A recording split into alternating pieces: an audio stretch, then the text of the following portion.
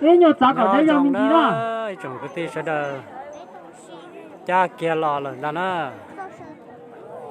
cha kia lò rồi chỉ sẽ dùng đồ để trả nó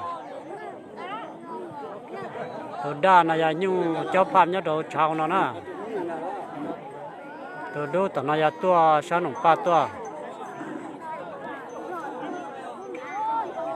sẽ dùng đồ để trả nó tụi đồ nó bố cú trở thế nó cái tuần đầu lúc cho nó bây giờ là Đâu kia đi nào là nó. Đâu kia lần ta.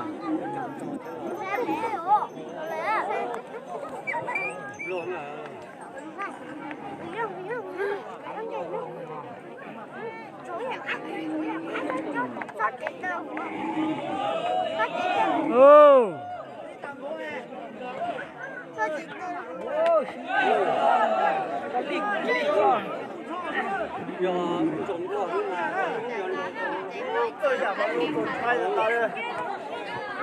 Nè cho nên mua số thông thiết cho chúng nó bán này nhiều giá cả đây rồi đó.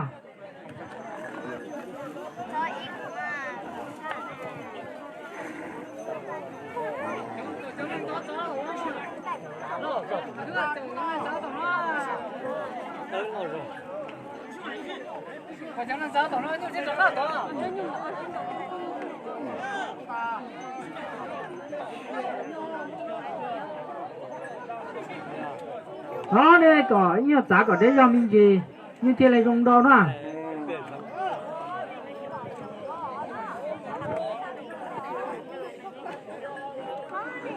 Nhớ để thay cho nó.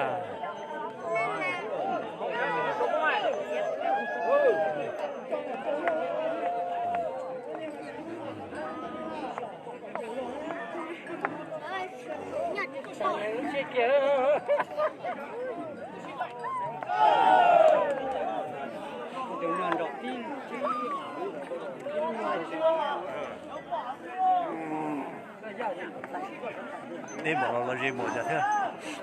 Đó còn đấy giá cả đấy cho mình đó. Thế cho các bác cả mua bàn. Thế nào? Nên cháu mua bàn này nhiều giá cả dây cho mình gì nào lúc cháu cũng chín con à?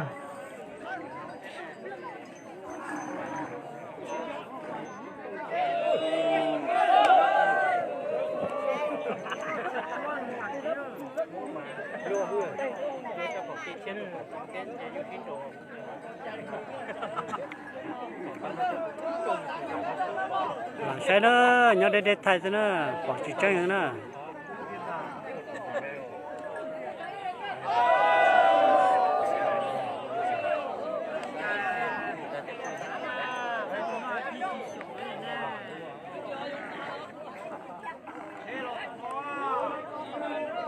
Nè tôi là sáng đá đó, tôi là sáng đá hay có tôi như con tôi có là việc lớn đó đó.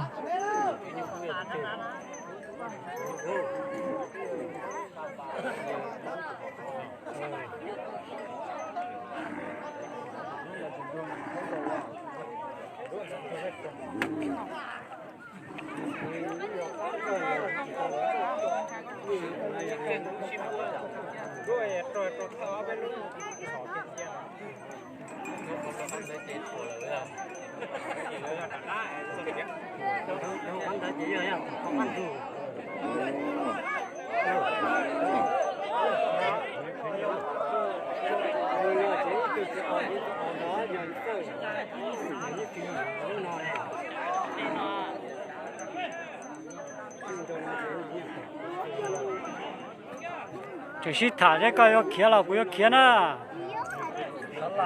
À.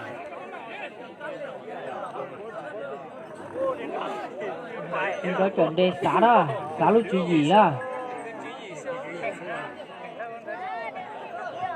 Vô liều luôn. Lý do mà cho đó đó. Nhiều nhà bao nhiêu là, nhiều trình độ là chỉ tao mới vô là. À.